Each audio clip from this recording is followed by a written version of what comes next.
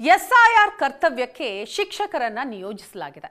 ಕೃಪಾ ಸಂಘಟನೆ ಇದಕ್ಕೆ ಆಕ್ರೋಶವನ್ನ ವ್ಯಕ್ತಪಡಿಸ್ತಾ ಇದೆ. ಶಿಕ್ಷಕರ ಮೇಲೆ ಮಾನಸಿಕ ಒತ್ತಡ ಆಗ್ತಾ ಇದೆ ಅಂತ ಸರ್ಕಾರಕ್ಕೆ ಕೃಪಾ ಸಂಘಟನೆ ಪತ್ರವನ್ನ ಬರೆದಿದೆ. 2 ಇಲಾಖೆಗಳ ಆದೇಶಕ್ಕೆ ಶಿಕ್ಷಕರು ಅತಂತ್ರರಾಗಿದ್ದಾರೆ ಅಂತ ಕಿಡಿಕಾರಿದ್ದಾರೆ. ಎಸ್ಐಆರ್ ಪ್ರಕ್ರಿಯೆಯನ್ನ ಬೇಗ ಮುಗಿಸೋದಕ್ಕೆ ಅಧಿಕಾರಿಗಳು ಒತ್ತಡ ಹಾಕ್ತಾ ಇದ್ದಾರೆ.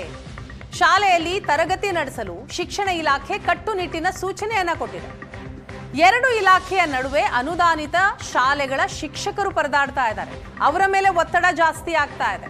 ಹಾಗಾಗಿ ಕೃಪಾ ಸಂಘಟನೆ ಈಗ ಸರ್ಕಾರಕ್ಕೆ ಪತ್ರವನ್ನ ಬರೆದಿದೆ.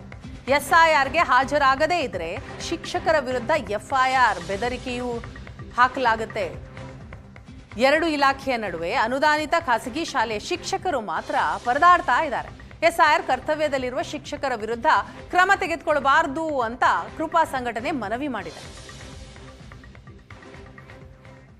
ಶಿಕ್ಷಕರನ್ನು ಅದು ಶೈಕ್ಷಣಿಕ ವರ್ಷದಲ್ಲಿ ಏನು ಟೀಚಿಂಗ್ ಡೇಸ್ ಅಂತ ನಡೀತಾ ಇದ್ದಾವೆ, ಈಗ ನೀವು ಬೇರೆ ಕೆಲಸಗಳಿಗೆ ಬಳಸ್ಕೊಳ್ಳೋದಿದೆಯಲ್ಲ, ಇದು ಭಾಳ ದೊಡ್ಡ ಅಪರಾಧ ಮತ್ತು ಮುಂದೆ ಆಗುವಂತಹ ದೊಡ್ಡ ಕೆಟ್ಟ ಸೂಚನೆಗೆ ಕಾರಣ ಅಂತೇಳಿ ನಾನು ಹೇಳೋದಕ್ಕೆ ಇಚ್ಛಿಸ್ತೀನಿ. ಕಳೆದ 2-3 ವರ್ಷದಿಂದ 4-5 ವರ್ಷದಿಂದ ನಾನು ನೋಡ್ತಾ ಇದ್ದೀನಿ, ಶಿಕ್ಷಕರನ್ನು ಶಿಕ್ಷಣ ಕೊಡಲಿಕ್ಕೆ ಬಿಡದೆ ಬೇರೆ ಎಲ್ಲ ಕೆಲಸಗಳಿಗೂ ಬಳಸ್ಕೊಳ್ಳೋದಿದೆಯಲ್ಲ, ಸರ್ಕಾರಿ ಶಾಲೆಯಲ್ಲಿ ಮಕ್ಕಳ ಸಂಖ್ಯೆನೂ ಕಡಿಮೆ ಆಗೋದಕ್ಕೆ ಇದು ಕಾರಣ ಆಗಿದೆ.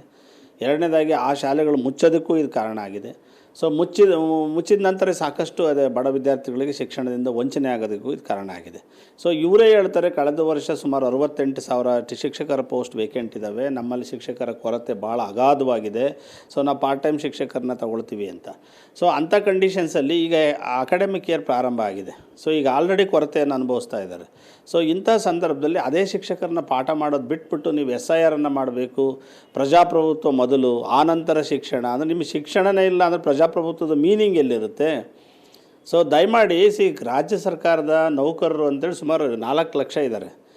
ದಯಮಾಡಿ ಶಿಕ್ಷಕರನ್ನ ಮೊದಲು ನೀವು ಪಾಠ ಮಾಡೋದಕ್ಕೆ ಬಿಡಿ.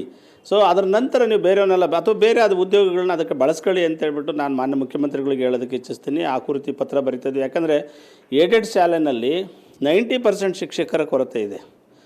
ನೀನು ಓನ್ಲಿ 10% ಇರೋದು, ನಾವು ಉಳಿದಿರೋರನ್ನ ಪಾರ್ಟ್ ಟೈಮ್ ಟೀಚರ್ಸ್ ಆಗಿ ತೊಗೊಂಡಿದ್ದೀವಿ. ನೀವೇನೋ ಅದು 10% ಶಿಕ್ಷಕರಿಗೆ ಒಂದಿಷ್ಟು ಸಂಬಳ ಕೊಡ್ತೀರಿ ಅನ್ನೋ ಒಂದು ಕಾರಣ ನೆಪ ಒಡ್ಡಿ ಆ ಏಡೆಡ್ ಸ್ಕೂಲ್ ಶಾಲೆಯಿಂದ ಶಿಕ್ಷಕರನ್ನು ತೆಗೆದು ನೀವು SIRಗೆ ಆಗೋದಿದೆಯಲ್ಲ, ಅದು ನಿಜವಾಗೂ ನಾವು ಖಂಡಿಸ್ತೀವಿ. ಇಂತಹ ನಿರ್ಣಯಗಳು ಇಡೀ ವ್ಯವಸ್ಥೆಯನ್ನು ಹಾಳು ಮಾಡ್ತವೆ ಅಂತೇಳಿ ನಾವು ನೇರವಾಗಿ ಖಂಡಿಸೋದಕ್ಕೆ ಇಚ್ಛಿಸ್ತೀವಿ.